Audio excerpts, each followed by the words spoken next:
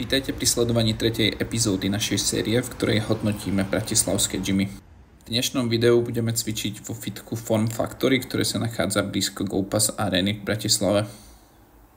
Keďže sa vám táto séria páči a celkovo už dosiahla niečo cez 1000 videní, budeme v týchto videách pokračovať. Dnes ma tak ako naposledy čaká full body tréning a ja už nebudem nič viac naťahovať a ide sa na video. Enjoy! Príjmu počasíčku. Počasie sa nám trošku zhoršilo. Minulý týždeň 25 stupňov, teraz príjemných 11 či 12 a vietor paráda. Čiže tak ako som už spomínal, dneska budeme cvičiť vo Factory gyme a berú tu aj multisport kartu a prvý vstup máte gratis. Čo sa týka šatní a sprch, tak musím povedať, že oproti minulému gymu, čo bol Golem, by som tomuto dal viac bodov, bolo to krajšie, čistejšie a celkovo som mal z toho lepší dojem.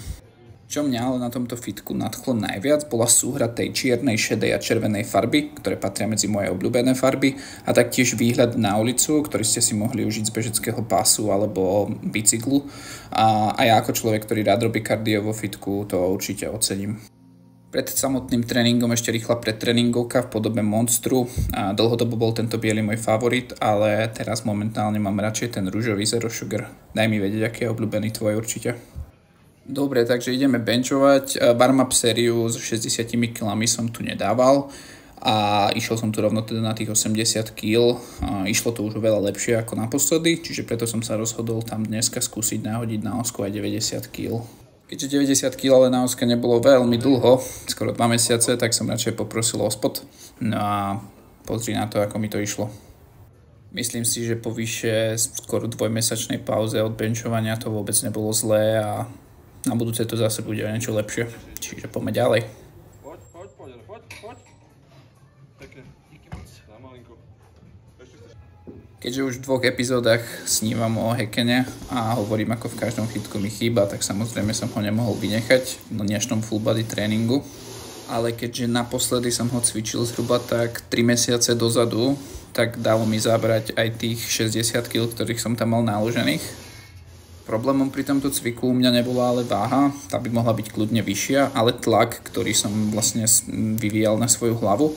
A keďže zo zdravotných dôvodov ešte ten tlak nemôže byť príliš veľký, a tak som radšej tú váhu nezvyšoval. Nasledovala teda ešte druhá pracovná séria s tou istou váhou a keďže pomaly ďalej zajdeš, nebudeme riskovať nejaké zranenie a zase si odkladať cvičenie na dlhšiu dobu. No a na budúce tam prihodíme niečo málo navyše. Keďže toto video dorábam deň po tom, čo som bol cvičiť, musím vám povedať, že stehná mám extrémne rozbité a niekedy je menej viac.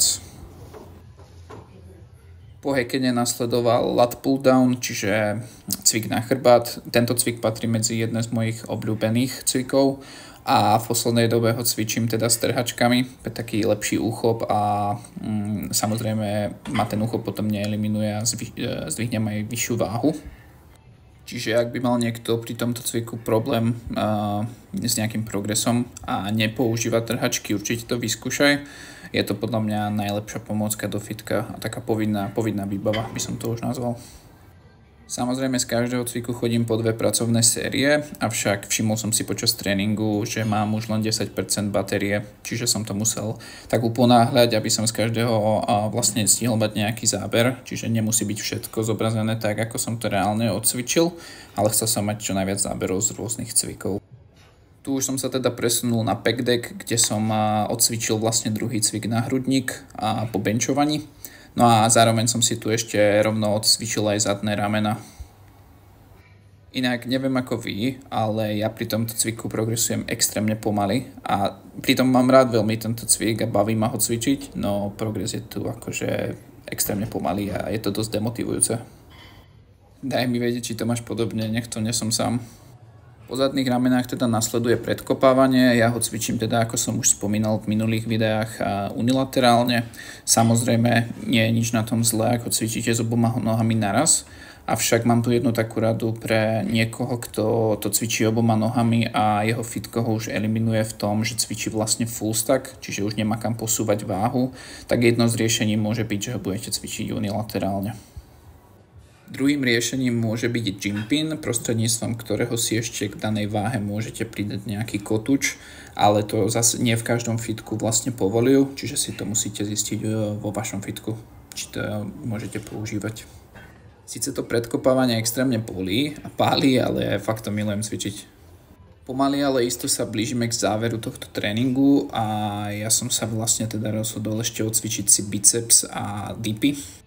Keďže svoje ruky považujem za slabinu, zvyčajne cvičím ten biceps s tricepsom na začiatku tréningu, avšak tentokrát som ich odcvičil na záver, pretože bolo tu dosť ľudí a nemohol som si ich odcvičiť na začiatku.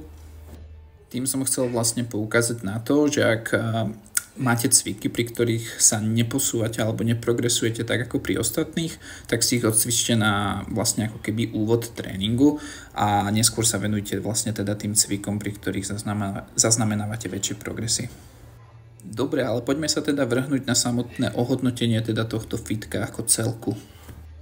Čo sa týka teda priestorov fitka, teda konkrétne šatní, sprch, fitka ako takého, bolo to všetko priestranné, čisté, pekné a nemám tomu fakt čo vytknúť.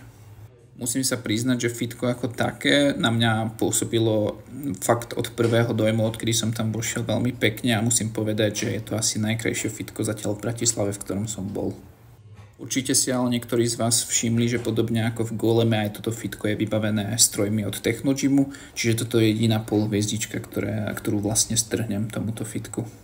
Tomuto fitku teda dávam 4,5 z 5 hviezdičiek a tú polhviezdičku teda strhávam len z osobných preferencií, že mi niektoré teda stroje od Technogymu nevyhovujú. Pre ostatných to môže byť úplne v pohode a vrelo odporúčam. Na záver ešte malý bonus do videa, to unboxing mojich bežeckých bot.